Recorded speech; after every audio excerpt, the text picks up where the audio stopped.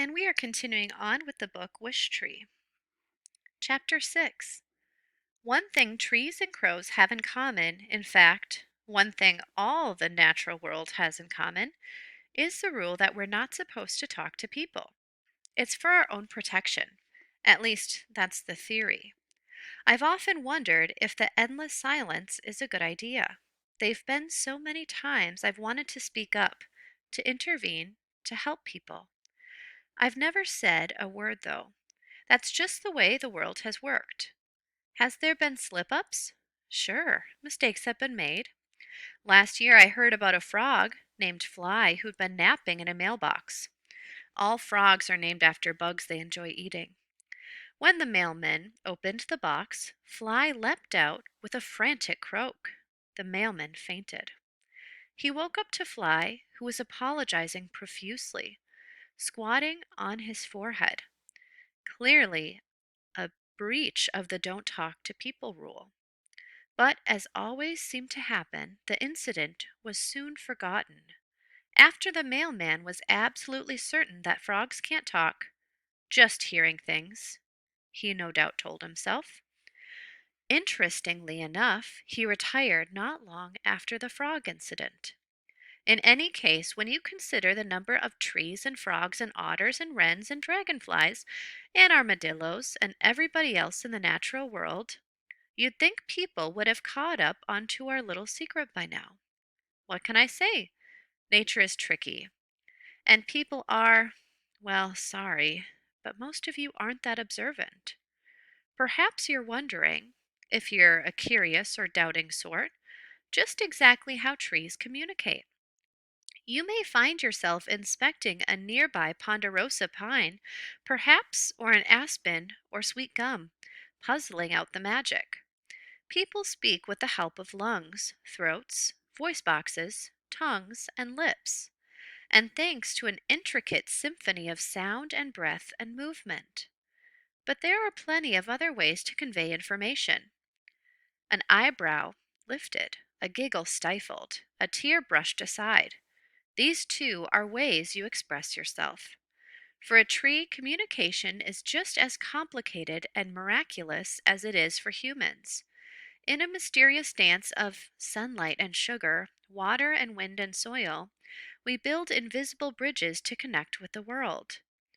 Frogs have their own ways of connecting. Same for dogs, same for newts and spiders, elephants and eagles. How exactly do we do it? That's for us to know and you to figure out. Nature also adores a good secret. Chapter 7. I'm not just a tree, by the way. I'm a home, a community. Folks nest on my branches, burrow between my roots, lay eggs on my leaves. And then there are my hollows, tree hollows. Holes in a trunk or branch are not uncommon, especially in trees like me who've been around a while. Hollows can be small enough for tiny salt and pepper chickadees or a family of deer mice, or they can be quite large, big enough for an open-minded bear. Of course, I'm a city tree.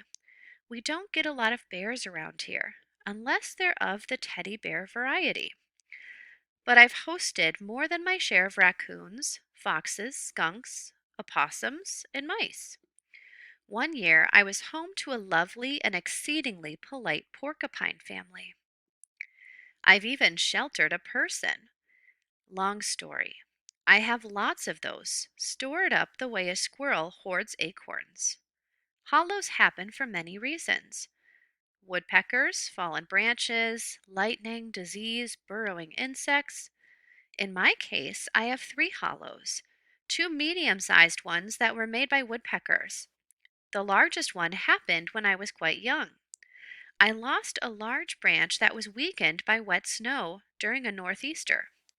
It was a big wound, slow to heal, and my spring leafing that year was paltry. My fall color pale, and frankly, embarrassing. But eventually the hole healed, widened with the help of insects. And now, about 4 feet off the ground, I have a deep oval hollow. Hollows offer protection from the elements, a secure spot to sleep and to stash your belongings. they're a safe place. Hollows are proof that something bad can become something good with enough time and care and hope. Being a home to others isn't always easy. Sometimes I feel like an apartment complex with too many residents who don't always get along. Still, we make it work. There's a lot of give and take in nature.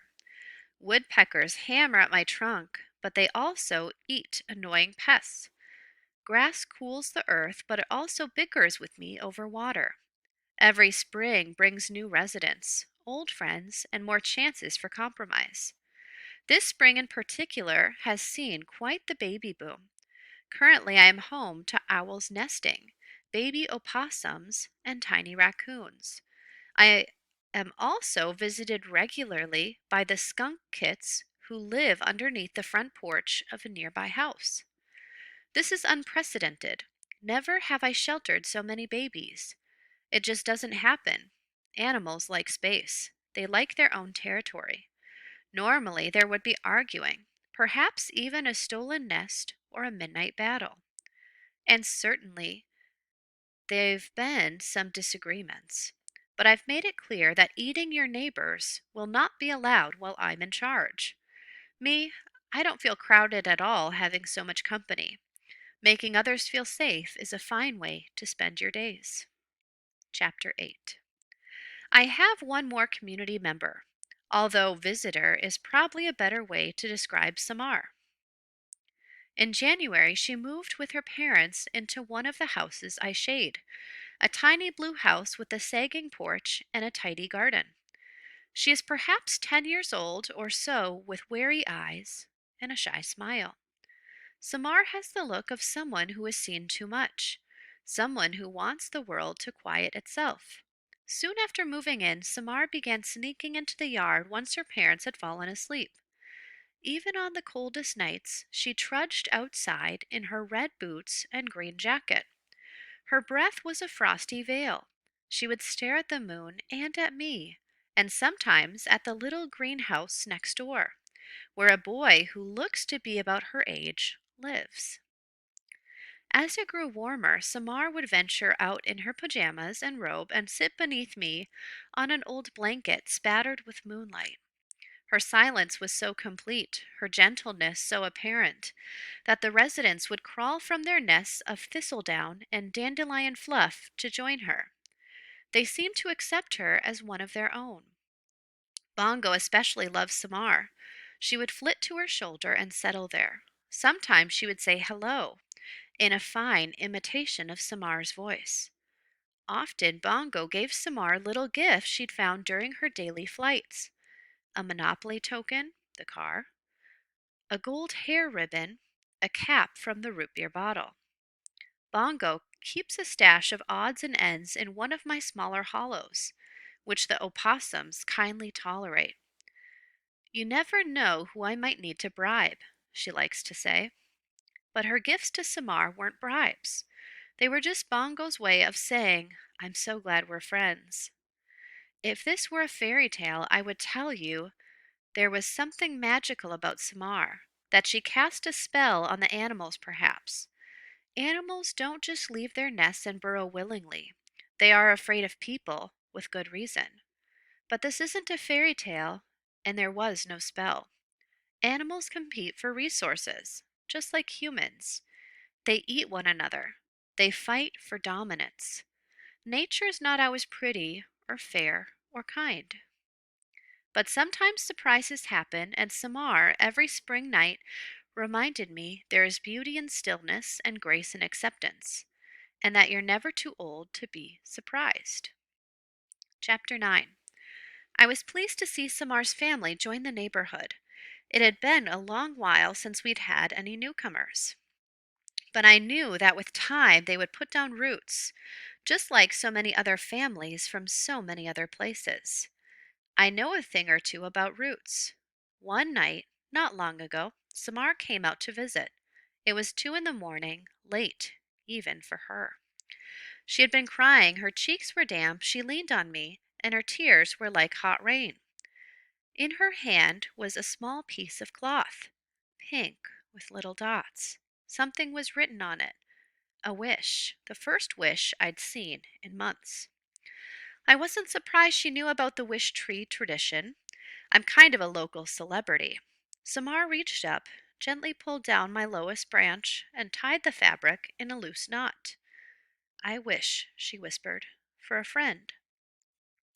She glanced over at the greenhouse. Behind an upstairs curtain, a shadow moved. And with that, Samar vanished into the little blue house. Chapter 10. When you stand still for over 2 centuries while the world whirls past, things happen. Mostly by far and away, good things have been my lot in life. My leaves have cooled picnickers and prosperers. Beneath my burrow vows have been made, hearts mended, nappers have napped, dreamers have dreamed. I've watched ascents attempted, listened to stories spun, and the laughter, always and forever laughter. But sometimes things happen that aren't so good.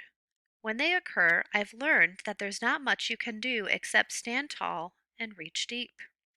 I have, for example, been hacked at, carved into, and used for target practice. I have been underwater, over pruned, fertilized, and fussed over, ignored and neglected. I have been struck by lightning, battered by sleet. I have been threatened with axes, chainsaws, diseases, and insects. I have tolerated the sharp claws of squirrels and the nagging pokes of woodpeckers. I have climbed by cats and marked by dogs. I have my aches and pains, like everyone. Last year I had a mite infestation that drove me nuts. Leaf blister, sooty mold, oak wilt, leaf scorch. Been there, done that. Still, trees are luckier than people in one way. Only 1% of a fully grown tree is actually alive at any one time. Most of me is made of wood cells that are no longer living. In many ways, that makes me tougher than you. So, yes, I've seen a lot. And who knows? I may see much more.